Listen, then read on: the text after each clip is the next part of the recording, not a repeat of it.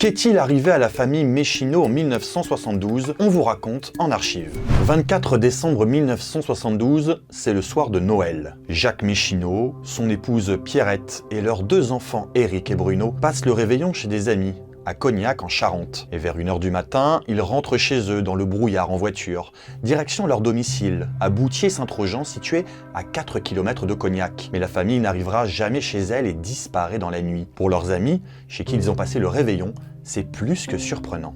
On les a trouvés comme d'habitude, ils s'amusaient ensemble, enfin, on n'a rien trouvé d'anormal.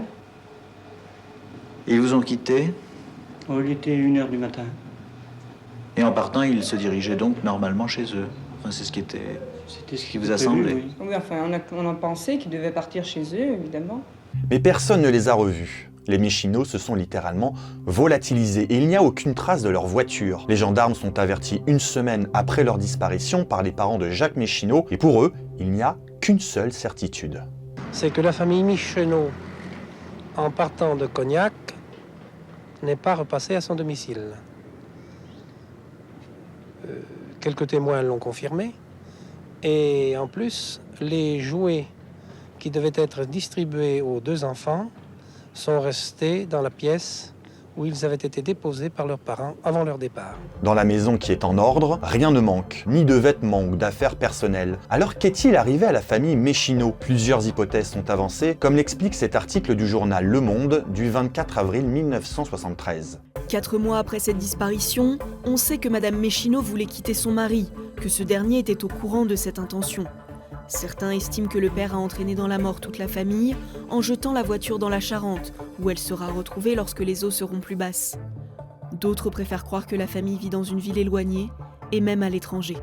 Aucune hypothèse ne prend le dessus. Et malgré l'enquête de la gendarmerie, toujours aucune trace des Méchineaux, aucun indice, rien. 30 ans plus tard, le journal de TF1 s'intéresse à l'affaire. Paul Bouju, journaliste à la retraite, a suivi de près l'affaire en 1972 et en 2003, il continuait ses investigations. Je suis les recherches avec les pompiers, avec les gendarmes, je vais avec eux fouiller dans la rivière, je recherche dans l'entourage de la famille les causes.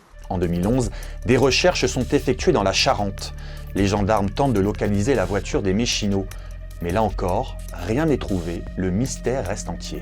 Effectivement, il y a quelque chose qui est très étrange parce que l'on ne retrouve absolument aucune trace. Pour les gendarmes, de génération en génération, cette affaire n'a jamais été clôturée. 1 an plus tard, en 2012, l'enquête est relancée. Nous sommes dans la forêt de Courserac, à une vingtaine de kilomètres de Cognac. C'est là que ce cueilleur de champignons fait une étrange découverte. C'était là, hein. Là, il y avait le squelette, le bassin. Là, il y avait un autre bout de machin, c'est avéré que c'était un bout de colonne vertébrale. Et la tête de l'enfant, ils l'ont retrouvé vers là. Mais il y avait juste le crâne, hein. Les ossements sont actuellement étudiés par les gendarmes de l'Institut de recherche criminelle. Les enquêteurs reconnaissent que cette découverte est intrigante. Ils ont donc réalisé de nouveaux prélèvements ADN pour les comparer avec ceux des ossements. Et là encore, ça fait chou blanc. L'ADN ne correspond pas à ceux des Méchineaux. Retour à la case départ. Aujourd'hui encore, l'affaire n'a toujours pas été résolue. C'est la plus ancienne traitée par le pôle Cold Case de Nanterre qui a repris l'enquête en 2023.